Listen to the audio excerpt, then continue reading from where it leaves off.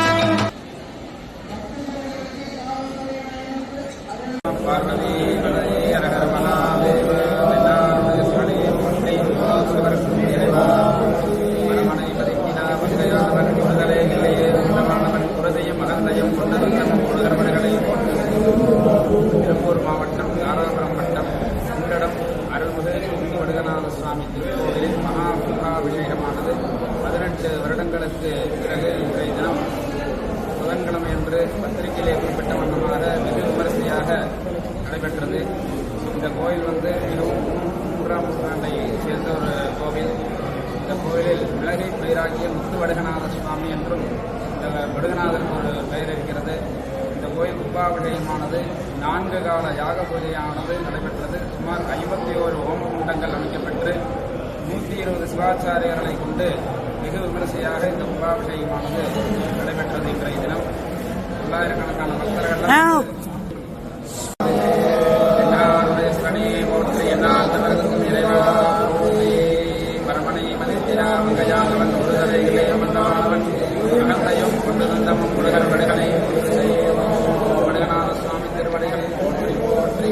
திருப்பூர் மாவட்டம் தாராபுரம் வட்டம் குண்டடம் அருள்மிகு வடுகநாத சுவாமி எனும் பெயரோடு காலபைரவர் சுவாமியை எழுந்து திருவிழாட்சி வருகின்றார். சிவாலயமாக எல்லாம் உள்ள சுந்தரநாயகி அம்பியார் சமேதாய அமிர்த கடேஸ்வர சுவாமியாக இங்கே அருள்பாலித்துக் கொண்டிருக்கின்றனர். பரிவார தெய்வங்களுடன் குண்டவடுகநாத சுவாமி திருக்கோயிலே சுமார் 1000 ஆண்டுகளாக திருக்கோயிலே எழுந்தருளி பக்தர்களை அருளாட்சி செய்கிறார்கள். மகாபுராபிஷேகமானது இன்றைய தினம் மிக விமர்சையாக நடைபெற்றது. 51 ஹோமகுண்டங்கள் அமைக்கப்பட்டு 120 சிவாச்சாரியர்களை கொண்டு ஒருவார் 10 நாட்களாக கும்பாபிஷேகமானது நடைபெற்றது. திருக்கோயிலின் வரலாறானது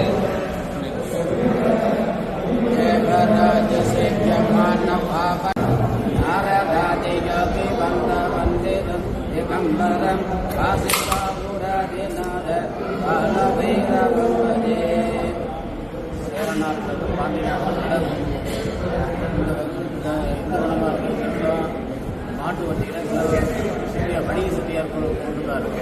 இப்போ வந்து பைரவர் சாமியெல்லாம் போய் விலகு வந்து தலைவலி 2 விலகு மூட்டையாக பாசுபதி இருந்தார். பாண்டி ராஜா போய் பார்த்தார். பாசுபதி ஆயிட்டது. அந்த ராஜா சிட்டியார் பண்ணி கட்டி விட்டு அப்புறம் அவர் சொன்னோன்னா அப்புறம் சாமி முத்திரவாச்சாமா என்ற கல்யாணத்தில் இந்த விஜயத்தை முன்னாடி பண்ணி போட்டிங்கன்னா அந்த பாசுபதி மிளகாயிரு அது சொன்னாலும் எனக்கு ஓமம் பொண்ணு சப்பானி பையன் இருக்கிறேன். ஓமம் பொண்ணு பாடுறாப்பு சப்பானி பையன் நடக்கிறேன் அப்படின்றத நான் நம்புகிறேன். இப்போ வந்து பில்லி சூனியம் என்ற இடம்ல இருக்கிறாங்க. ஒன்றை இடம் மாறி அப்புறம் அதே புதர் வண்டியில் வந்து தீர்த்தை முன்னாடி பண்ணி போட்டோம்னா பொண்ணு பாடுறா அப்படின்னு சப்பானி பையன் நடக்கிறேன் அப்படின்னா அதான் மிளகு பைராக்கிய முத்துவடநாத கால பைரவருங்க. 2வது மிளகு பைராக்கிய முத்துவடநாத சுவாமி. அதாவது இடங்குவாமுடிவர் தவமரம் சொன்னார். அரசுவா தவத்து காலத்தில் சிவனை வேண்டணும்னா அந்த காலப்பேரும் காசுலேருந்து காவலுக்கு ஒரு சொல்லிட்டு காவலுக்கு கொண்டு வருவார். இந்த வாரியார் சொல்ல காசுக்கு போக காசு இல்லாமல் கொண்டாட போனால் காசுக்கு போன அனுகூலம் கிடைக்கிறது சொல்லுவார். வாரியார் சொல்லியிருந்தார். கோயிலில் வந்து பார்த்தீங்கன்னா சிறப்பு வழிபாடு நிறைய நடைபெற்றுக் கொண்டிருக்கிறது. தேய்பிரை அஷ்டமி காலபைரவருக்கு வந்து சிறப்பாக நடந்து கொண்டிருக்கிறது. சுமார் வெளியூர்லேருந்து ஒரு 2000 மக்கள் வந்து அந்த அன்னைக்கு சாமி தரிசனம் செஞ்சுட்டு இருக்கிறாங்க. அவங்களோட வேண்டுதல் வந்து காலபைரவ கும்படுதன சாமி 48 நாள் சொல்ல அதை நிறைவேற்றுகிறார். அதனால தான் ஒவ்வொரு தேய்பிரை அஷ்டமி இங்கே வந்து அவங்க பிரார்த்தனை பண்ணிட்டு இருக்கிறாங்க. ஒவ்வொரு தேய்பிரை அஷ்டமிக்கும் புதுசாக தான் இங்கே வந்து பக்தர்கள் வந்துட்டு இருக்கிறாங்க.